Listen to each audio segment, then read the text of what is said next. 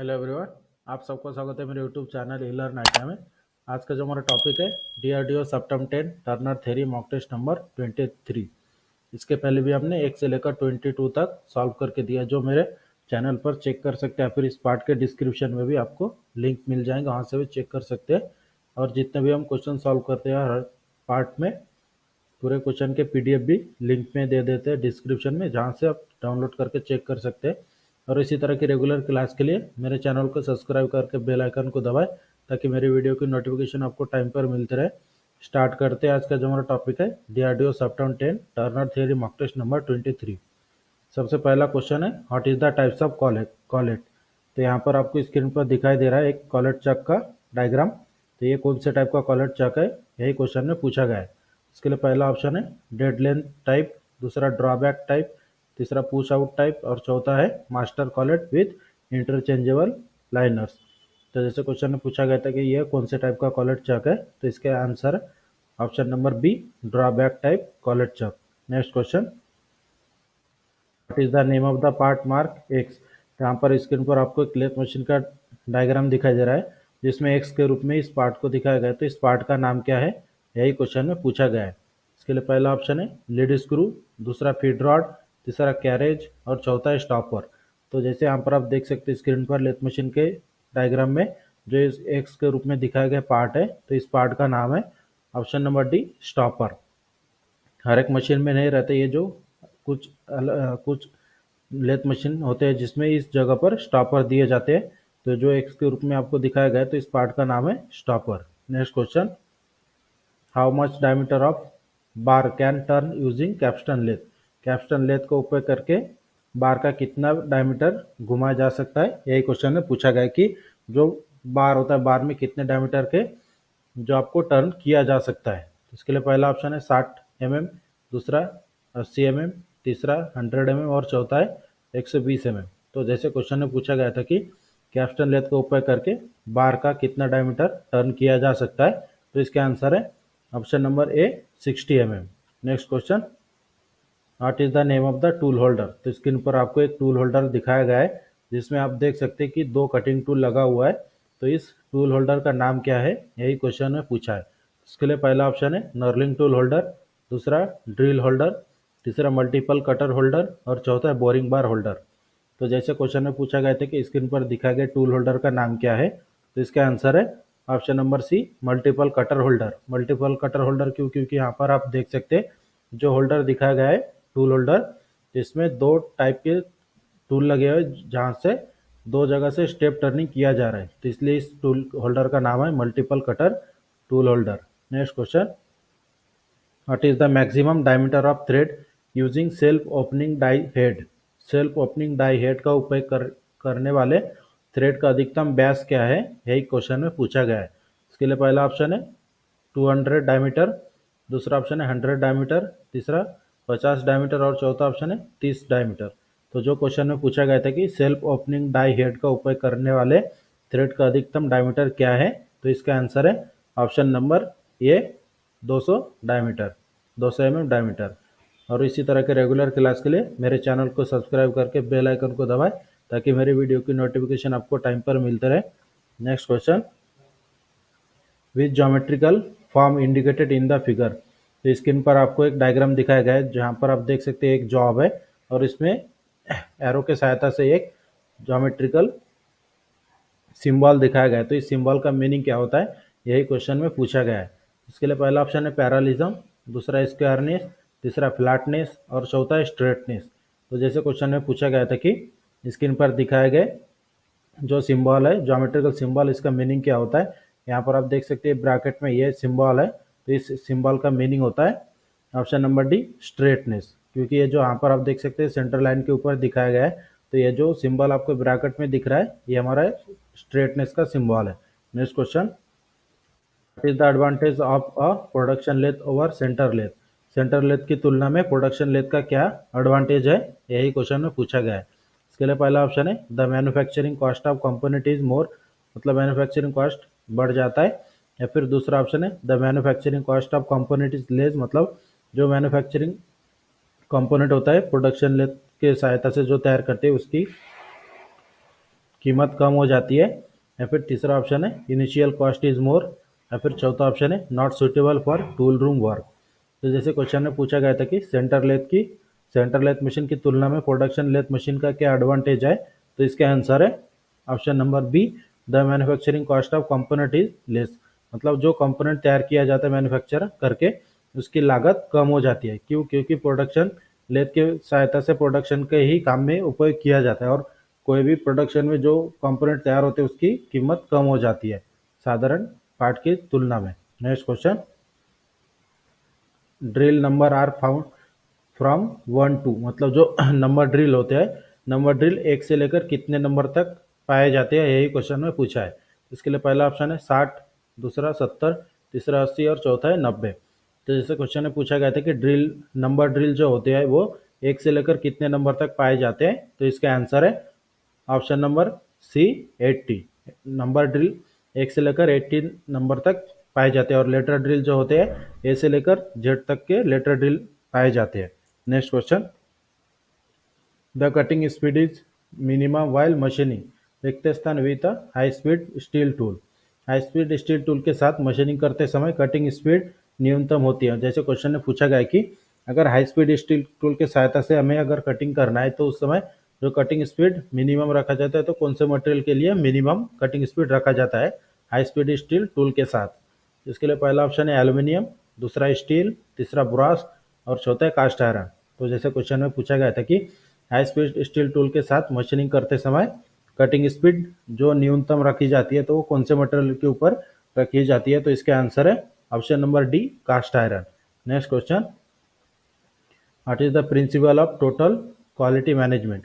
Total quality management का सिद्धांत क्या है, यही क्वेश्चन में पूछा गया है। तो इसके लिए पहला ऑप्शन है कंटिन्यूअस प्रोसेस इंप्रूवमेंट, मतलब कंटिन्यूस जो प्रोसेस किया जाता है उसमें सुधार किया जाता है, या फिर दूसरा ऑप्शन है कंटिन्यूअस प्रोडक्टिविटी इंप्रूवमेंट, तीसरा ऑप्शन है कंटिन्यूअस वैल्यू एनहांसमेंट, और चौथा ऑप्शन है कंटिन्यूअस डिफेक्ट एलिमिनेशन। तो जैसे क्वेश्चन में पूछा गया था कि क्वालिटी मैनेजमेंट का सिद्धांत क्या है, तो इसका आंसर है ऑप्शन नंबर ए, कंटिन्यूअस प्रोसेस इंप्रूवमेंट, मतलब सतत प्रक्रिया में सुधार किया जाता है क्वालिटी मैनेजमेंट में। Next question, the standard taper which is self holding type. Self holding type taper कौन सा होता है, यही क्वेश्चन में पूछा गया है। इसके लिए पहला ऑप्शन है मोर्स टेपर, दूसरा ब्राउन एंड शार्प टेपर, तीसरा जर्नो टेपर और चौथा है पिन टेपर। तो जैसे क्वेश्चन में पूछा गया है कि सेल्फ होल्डिंग टेपर कौन सा होता है, तो इसका जो सही आंसर है option number A, Morse taper. Morse taper जो होता है हमारा सेल्फ होल्डिंग और क्विक रिलीजिंग दोनों के लिए मोर्स टेपर का उपयोग किया जाता है। Next question, what is use to set a V threading tool square to the work axis. जैसे क्वेश्चन में पूछा गया है कि वी थ्रेडिंग टूल स्क्वायर को अगर वर्क के एक्सिस पर सेट करने के लिए किसका उपयोग किया जाता है। तो जैसे क्वेश्चन में पूछा गया है कि जब हम थ्रेडिंग करते हैं तो उस समय जो भी थ्रेडिंग टूल को सेट किया जाता है, तो उसको लेथ एक्सिस के साथ पैरेलल सेट करने के लिए किसका उपयोग किया जाता है। इसके लिए पहला ऑप्शन है विवेल एज ट्राई स्क्वायर, दूसरा स्क्रू पिच गेज, तीसरा सेंटर गेज और चौथा है डायल गेज। तो जैसे क्वेश्चन में पूछा गया था कि थ्रेडिंग करते समय वी टूल को अगर हमें लेथ एक्सिस के साथ स्क्वायरनेस में सेट करना है तो उस समय इसका उपयोग किया जाता है, तो इसका आंसर है option number C, centre gauge. Centre gauge के सहायता से जो हमारा वी थ्रेडिंग टूल होता है उसे लेथ एक्सिस के साथ स्क्वायर में सेट किया जाता है। Next question, what is the angle A as show in figure. तो जो क्वेश्चन में पूछा गया है कि स्क्रीन पर जो दिखाया गया है डायग्राम है कटिंग टूल का, इसमें जो ए के रूप में दिखाया गया है तो इसका नाम क्या है, ये कौन से एंगल को दिखाया गया है।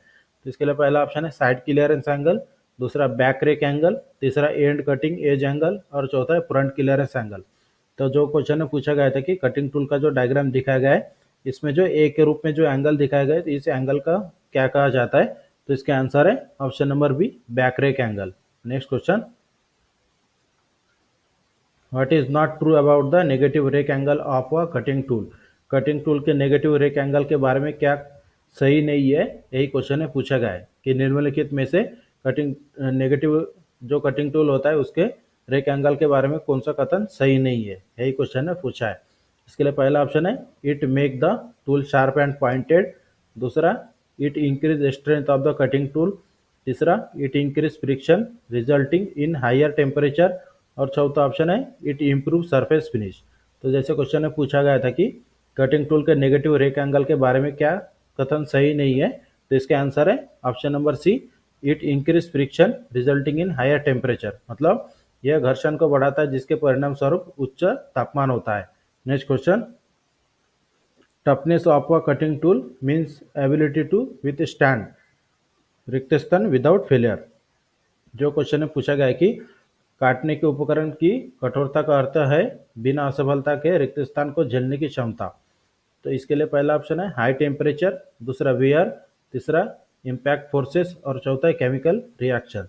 तो जो क्वेश्चन में पूछा गया था कि कटिंग टूल की कठोरता का अर्थ है बिना असफलता के रिक्त स्थान को झेलने की क्षमता, तो इसका आंसर है option number C, impact forces.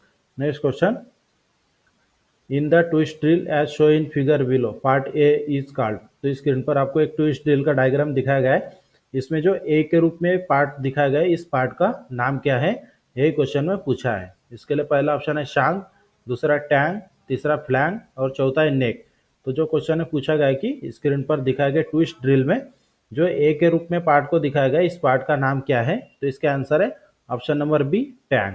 Next question, the centre held in tailstock is called. जो सेंटर को लगाया जाता है टेलेस्टॉक में उस सेंटर का नाम क्या है, यही क्वेश्चन में पूछा है। जो लेथ मशीन में उपयोग किए जाते हैं सेंटर दो टाइप के होते हैं नॉर्मली, तो उसमें से जो टेलेस्टॉक में फिट किए जाते हैं उस सेंटर का नाम क्या है, यही क्वेश्चन में पूछा गया है। इसके लिए पहला ऑप्शन है डेड सेंटर, दूसरा लाइव सेंटर, तीसरा रिवॉल्विंग सेंटर और चौथा है study centre.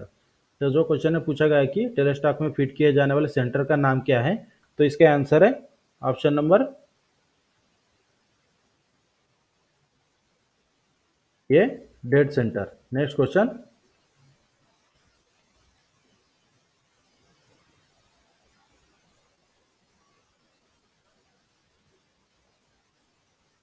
If drilling is to be done on a lathe drill is head, मतलब क्वेश्चन में पूछा गया कि यदि लेथ पर ड्रिलिंग की जानी है तो ड्रिल को कहाँ पर होल्ड किया जाता है, यही क्वेश्चन में पूछा है।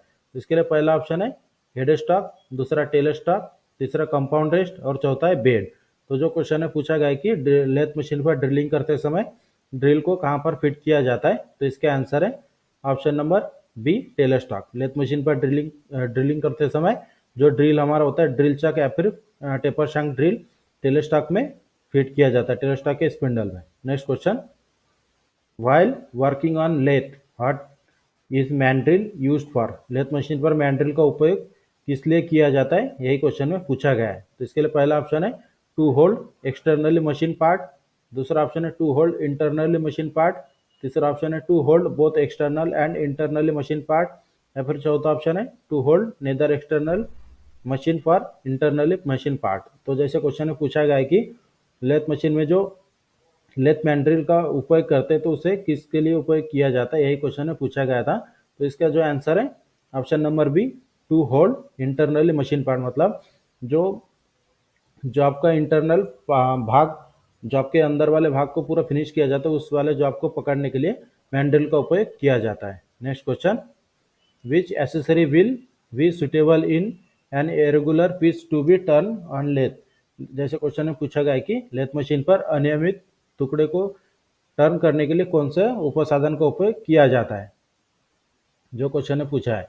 तो जो क्वेश्चन पूछा था कि अनियमित आकार, मतलब कोई उसका एक परफेक्ट आकार नहीं होता, ऐसे जो आपको अगर हमें टर्न करना है लेथ मशीन पर तो उस समय कौन से उपसाधन का उपयोग करके जो आपको पकड़ा जाता है। तो इसके लिए पहला ऑप्शन है ड्राइविंग प्लेट, दूसरा फेस प्लेट, तीसरा कैच प्लेट और चौथा थ्री जा सेल्फ सेंटरिंग चक। तो जो क्वेश्चन में पूछा गया था कि अनियमित आकार के जो आपको अगर हमें टर्न करना है तो लेथ मशीन पर कौन से उपसाधन के सहायता से जो आपको पकड़ा जाता है, तो इसके आंसर है option number B, face plate. Next question, the rate at which cutting edge of tool passes over the surface of workpiece is called. जैसे क्वेश्चन में पूछा गया कि जिस दर से टूल का कटिंग एज वर्कपीस की सतह के ऊपर से गुजरता है उसे क्या कहा जाता है। इसके लिए पहला ऑप्शन है कटिंग स्पीड, दूसरा मशीन स्पीड, तीसरा फीड और चौथा डेप्थ ऑफ कट। तो जो क्वेश्चन में पूछा गया था कि जिस दर से टूल का कटिंग एज वर्कपीस की सतह के ऊपर से गुजरता है उसे क्या कहते हैं, तो इसका आंसर है option number A cutting speed. Next question, the main part of the cutting tool which is grip in tool holder is called. ऐसे क्वेश्चन ने पूछा है कि कटिंग टूल का मुख्य भाग जो टूल होल्डर में ग्रिप होता है उसे क्या कहा जाता है। तो इसके लिए पहला ऑप्शन है शैंक, दूसरा फेस, तीसरा फ्लैंक और चौथा है बॉडी।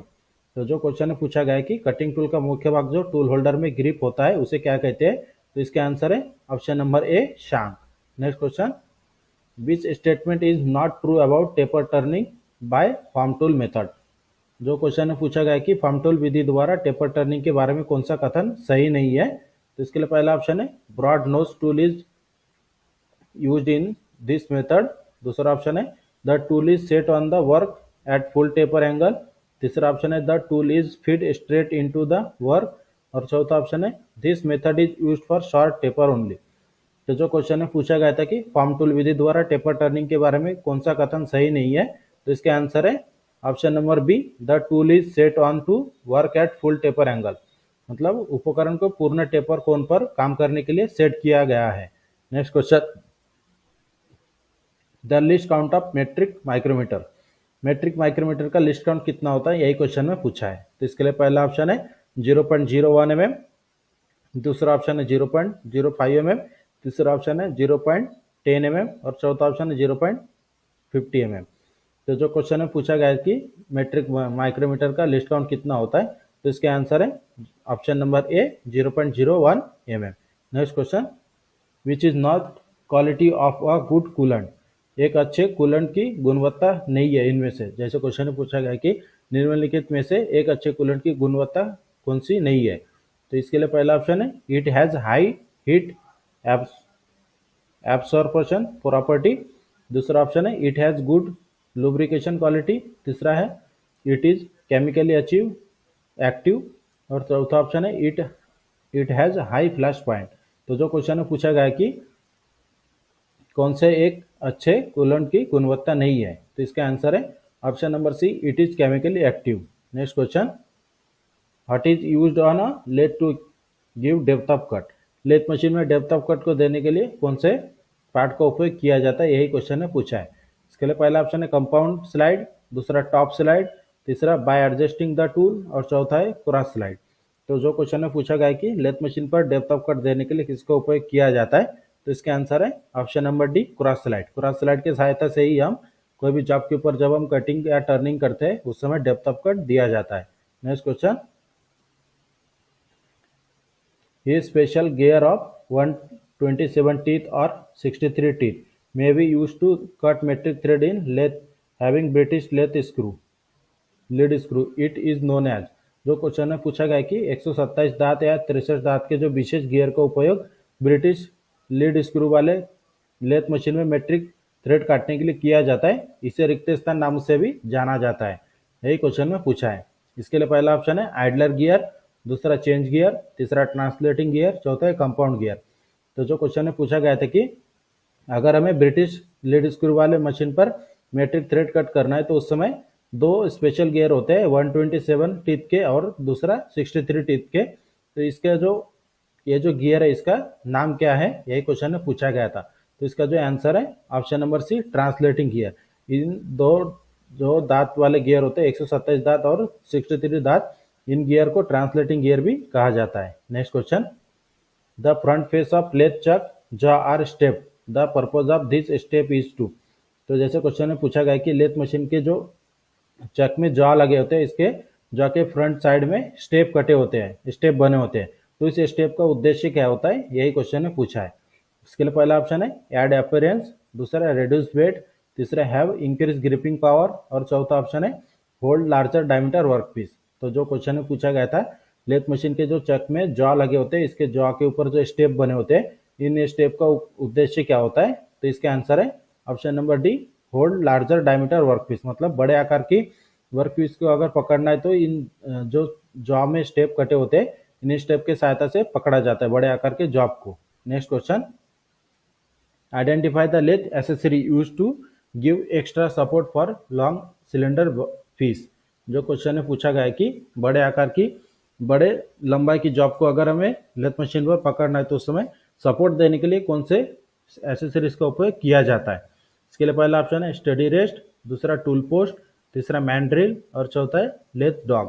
तो जो क्वेश्चन में पूछा गया था कि लंबे पतले जो आपको अगर लेथ मशीन पर टर्न करना उस समय सपोर्ट देने के लिए कौन से एसेसरीज का उपयोग किया जाता है, तो इसके आंसर है option number A steady rest. Next question, a shaft rotating in a bush bearing in good example of. जो क्वेश्चन में पूछा गया कि बूस्ट बेरिंग में घूमने वाला जो शाफ्ट होता है रिक्त स्थान का यह एक अच्छा उदाहरण है। इसके लिए पहला ऑप्शन है स्लाइडिंग फीट, दूसरा रनिंग फीट, तीसरा पुश फीट और चौथा ड्राइविंग फीट। तो जो क्वेश्चन में पूछा गया है कि बूस्ट बेरिंग में घूमने वाला शाफ्ट रिक्त स्थान का एक अच्छा उदाहरण है, तो इसका आंसर है option number B running fit. इस तरह आज का जो हमारा क्लास था DRDO September 10 turner theory mock test number 23, इस क्लास में हमने आपको इंपॉर्टेंट 30 क्वेश्चन सॉल्व करके दिया है। और इसी तरह के रेगुलर क्लास के लिए मेरे चैनल को सब्सक्राइब करके बेल आइकन को दबाएं ताकि मेरे वीडियो की नोटिफिकेशन आपको टाइम पर मिलते रहे। और हम इसी तरह के क्लास रेगुलर एग्जाम होने तक करवाएंगे। और वीडियो अच्छी लगी तो हमारे चैनल को सब्सक्राइब करें, शेयर करें और लाइक ज़रूर करें।